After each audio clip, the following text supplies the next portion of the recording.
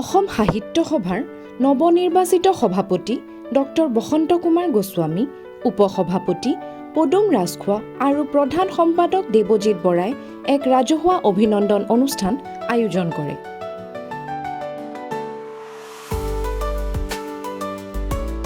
যোৰহাট জিলা সাহিত্য সভাৰ চন্দ্ৰকান্ত সন্দিকৈ ভৱনৰ বাকৰিত ৰাজহুৱা অভিনন্দন অনুষ্ঠানত যোৰহাট জিলাৰ শতাধিক ব্যক্তিৰ লগতে জিলা সাহিত্য সভাৰ প্ৰাক্তন আৰু বৰ্তমানৰ বিষয়ববীয়াসকল উপস্থিত থাকে।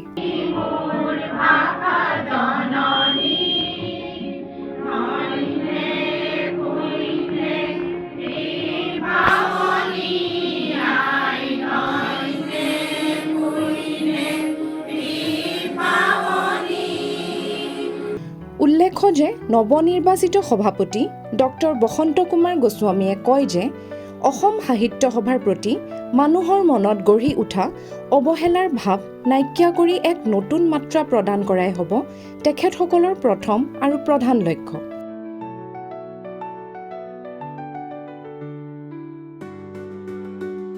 অসমৰ ৰাইজে অসম সাহিত্য সভাৰ ভৱিষ্যতৰ কথা ভাবি যিখিনি সন্দেহ প্ৰকাশ কৰিছিল, সেই সন্দেহসমূহ নিৰ্মূল কৰাই হ'ব আমাৰ এক অন্যতম লক্ষ্য। আজি মোৰ সেই কথাটোৱে অনুভৱ হৈছে যে যিটো অনুষ্ঠানৰ অসমৰ ৰাইজৰ প্ৰতি ইমানেই প্ৰাণ শক্তি আছে, ইমানেই শ্ৰদ্ধা আছে, সেই অনুষ্ঠানটোক কেৱল বিষয়ববীয়াসকলে আগবঢ়াই নিব পাৰিলেই বিষয়ববীয়াসকলে অসম সাহিত্য সভাক অনাকাংক্ষিত